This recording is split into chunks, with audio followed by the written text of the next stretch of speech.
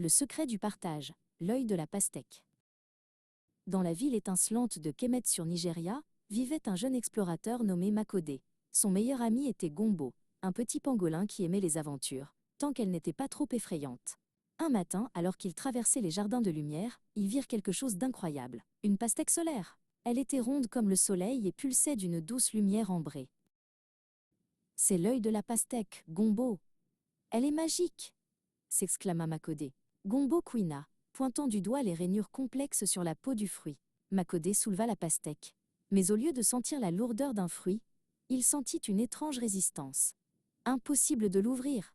Il savait qui pouvait l'aider. Sa grand-mère, Sira, la gardienne du savoir. Grand-mère Sira examina la pastèque. « Ah, Makode, c'est le fruit de l'unité. Pour l'ouvrir, il faut accomplir la loi la plus ancienne, la Maa, le partage parfait. Si tu ne la divises pas avec une justice absolue, elle se transformera en pierre avant d'abreuver qui que ce soit. » La pastèque solaire se mit à vibrer plus fort.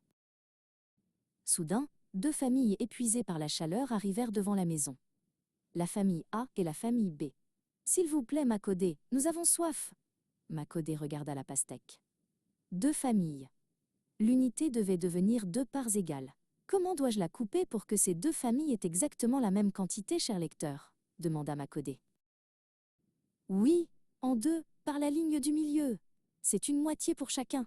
Un demi, un demi. Makode utilisa le coupe laser pour tracer une ligne parfaite.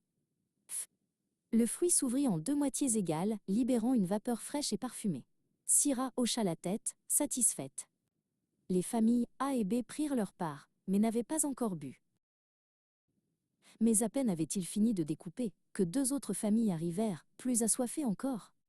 La famille C et la famille D. 4 familles en tout. La pastèque solaire commença à perdre de son éclat. Des fissures grises apparaissaient. Vite, Makode. La Maa n'est pas complète tant que tous n'ont pas eu une part égale, cria Gombo, qui tremblait. Makode réalisa, il fallait 4 parts égales en tout. Si chaque famille avait déjà la moitié, un demi du fruit, et que maintenant il y avait 4 familles, quelle fraction restait-il pour chaque famille ? Un quart. Un quart. Comment transformer mes deux moitiés en 4 quarts égaux ? Peux-tu m'aider, ami lecteur ? Exactement. Il faut couper chaque moitié en deux. Makode, avec l'aide de l'outil laser, traça une ligne perpendiculaire sur la première moitié, puis une autre sur la seconde.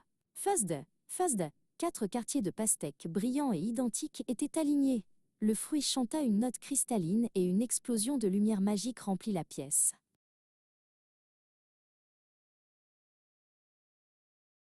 L'eau de la pastèque solaire était la plus rafraîchissante qu'ils aient jamais goûtée.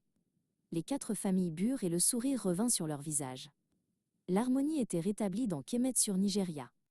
Makode, fatigué mais joyeux, regarda grand-mère Sira. La Maa n'est pas seulement de partager, grand-mère, c'est de partager de manière équitable. Fin, la leçon de la pastèque solaire.